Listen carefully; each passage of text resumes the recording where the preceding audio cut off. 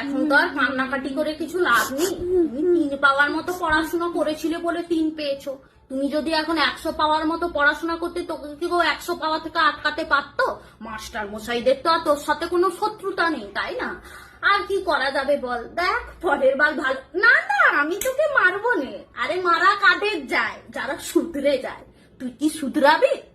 তুই শুধরাবি না। এই ক্লাস 5 থেকে তোর একটাই নাম্বার আসছে, 3 অঙ্কে 3।